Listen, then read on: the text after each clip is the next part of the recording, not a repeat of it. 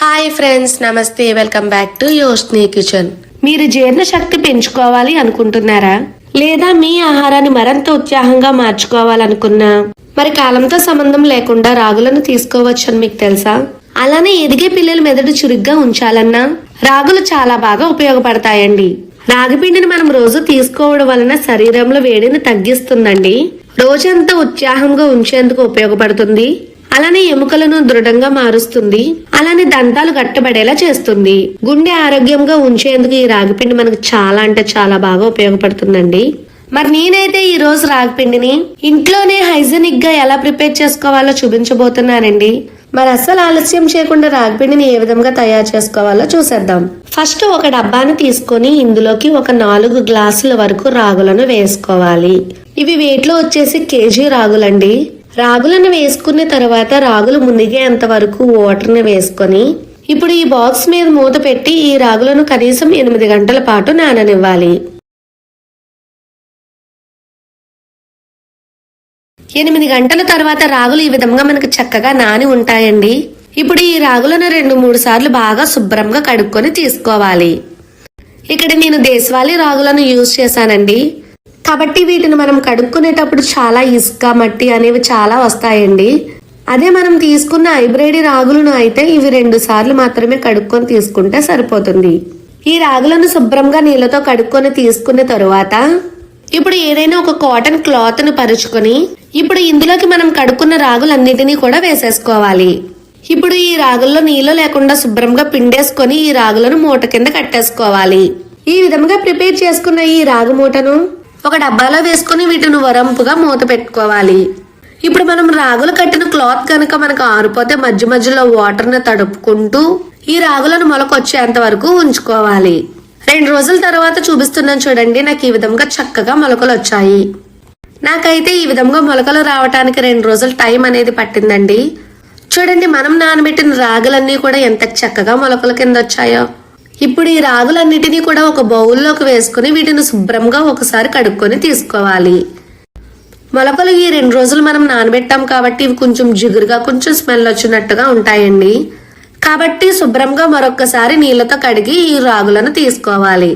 ఈ విధంగా శుభ్రంగా కడిగి తీసుకున్న ఈ రాగులను ఏదైనా కాటన్ క్లాత్ మీద కానీ లేదంటే చైర్ మీద కానీ ఈ రాగులను పలచగా ఆరబెట్టుకోవాలి. ఇప్పుడు ఎండాకాలం కాబట్టి ఈ రాగులను నేను ఎండలో ఎండబెడుతున్నానండి. మీరు ఎండ లేకపోతే ఫ్యాన్ కిందైనా 2 రోజుల పాటు ఈ రాగులను ఎండబెట్టుకోవచ్చు.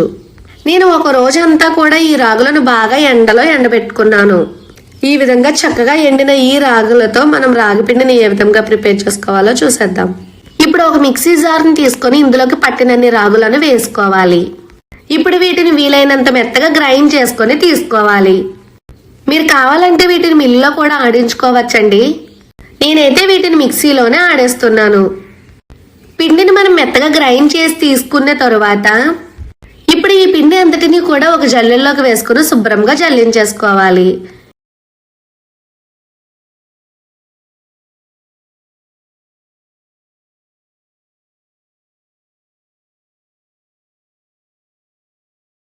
ఇలా జల్లించగా వచ్చిన లాస్ట్ లో మొరాలు ఏమైనా ఉంటే వాటిని కూడా ఒకసారి గ్రైండ్ చేసుకొని తీసుకోవాలి. ఈ విధంగా రాగులన్నిటినీ కూడా మనం మెత్తగా గ్రైండ్ చేసుకొని తీసుకొని తర్వాత ఈ పిండి అంతటిని కూడా ఒకసారి జల్లించేసుకోవాలి. ఈ విధంగా మనం ప్రిపేర్ చేసుకుంటే మనకు రాగి పిండి అనేది రెడీ అయిపోయినట్లేనండి. చూడండి, నాకు ఎంత చక్కగా ఎంత మెత్తగా వచ్చిందో ఈ రాగి పిండి అనేది మిక్సీలో ఆడినా కూడా.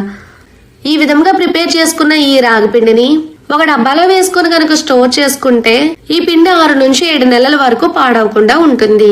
ఈ విధంగా ప్రిపేర్ చేసుకున్న ఈ రాగి పిండితో మనం రాగి అంబల్ని చేసుకోవచ్చు, రాగి ఇడ్లీలు పెట్టుకోవచ్చు, లేదా దోశలు వేసుకోవచ్చు, బిస్కెట్స్ చేసుకోవచ్చు. ఇలా చెప్పుకుంటూ పోతే చాలా అంటే చాలా రెసిపీస్ చేసుకోవచ్చు అండి ఈ రాగి పిండితో. ఇప్పుడు నేనైతే మీకోసం ఈ రాగి పిండితో రాగి జావని ఏ విధంగా ప్రిపేర్ చేయాలో చూపిస్తున్నాను. ఫస్ట్ ఒక బౌల్ తీసుకొని ఇందులోకి ఒక 4 స్పూన్ల వరకు రాగి పిండిని వేసుకోవాలి.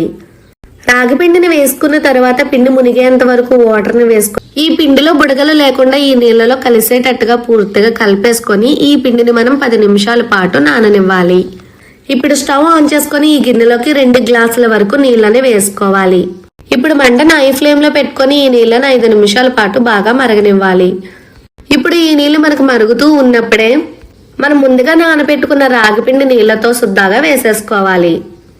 రాగిపిండిని వేసేసుకున్న తర్వాత ఈ నీళ్లు రాగిపిండి కూడా పూర్తిగా కలిసేటట్టుగా కలుపుకోవాలి.